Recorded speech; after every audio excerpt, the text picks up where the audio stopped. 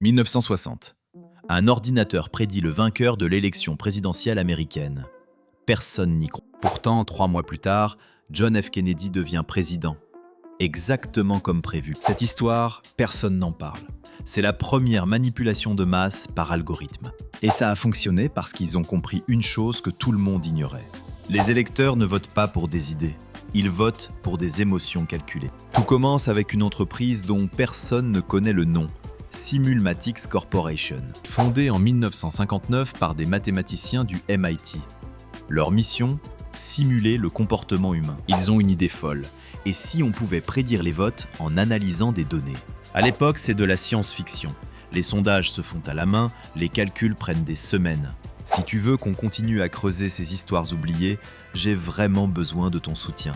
Un abonnement, ça prend 2 secondes, mais ça m'aide énormément. Mais eux, ils ont un ordinateur. Un IBM 704. La machine la plus puissante du monde. Et ils vont l'utiliser pour faire quelque chose que personne n'a jamais fait. Hacker une élection. Le cerveau derrière tout ça, Itiel de Solapool. Professeur au MIT, génie des sciences sociales. Sa théorie ? Les électeurs ne sont pas rationnels. Ils suivent des patterns prévisibles. Ils recrutent les meilleurs. Des statisticiens, des psychologues, des programmeurs. Une Dream Team secrète. Leur plan ? Diviser l'Amérique en 480 types d'électeurs, chacun avec ses propres motivations. Catholiques du Sud ? Ouvriers du Midwest ? Femmes au foyer de Californie ? Ils ont un profil pour chacun. Ils collectent des données partout. Sondages passés, recensements, registres électoraux, journaux. Des millions de points de données. Tout est codé sur des cartes perforées, prêts pour l'ordinateur. Et puis en avril 1960, ils reçoivent l'appel qui va tout changer. Le Parti démocrate veut les embaucher. Kennedy a un problème, il est catholique. Jamais un catholique n'a été élu président. C'est un énorme handicap dans l'Amérique protestante de 1960. La question, doit-il parler ouvertement de sa religion ou l'éviter à tout prix ? Simulmatics a la réponse. Mais avant de te la révéler, tu aurais fait quoi à sa place ? Dis-moi en commentaire.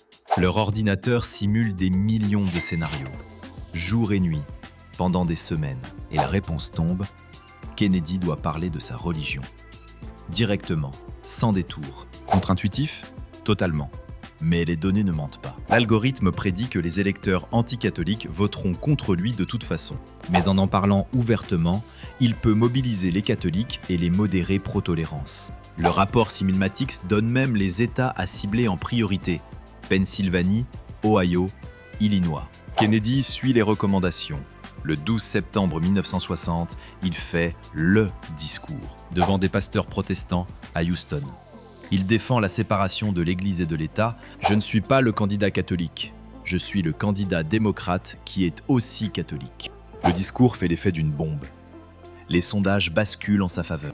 2 mois plus tard, élection présidentielle. Résultat, Kennedy gagne par 118 000 voix sur 69 millions de votes. La marge la plus serrée du XXe siècle. L'algorithme avait raison. Mais voilà où ça devient vraiment intéressant. Personne n'en a parlé. Simulmatics est resté dans l'ombre. Un secret bien gardé de la campagne Kennedy. Pourquoi ? Parce que révéler l'usage d'un ordinateur pour manipuler les votes aurait été toxique. L'Amérique des années 60 n'était pas prête à accepter qu'une machine choisisse son président. Mais Simulmatics n'en est pas resté là. Ils ont ensuite travaillé pour le Pentagone. Leur mission ? Prédire le comportement des Vietnamiens pendant la guerre. Même principe, autre échelle. L'entreprise fait faillite en 1970. Trop controversé, trop en avance sur son temps. Mais leur héritage, tu le vis chaque jour. Facebook, Google, Cambridge Analytica. Tous utilisent les mêmes techniques que Simulmatics a inventées il y a 65 ans. Segmentation d'audience, micro-ciblage, prédiction comportementale, ça a commencé avec eux. Si cette histoire t'a plu, abonne-toi et partage-la à quelqu'un qui devrait la connaître. Ça aide vraiment. Parce que comprendre le passé, c'est se protéger du futur. À très vite.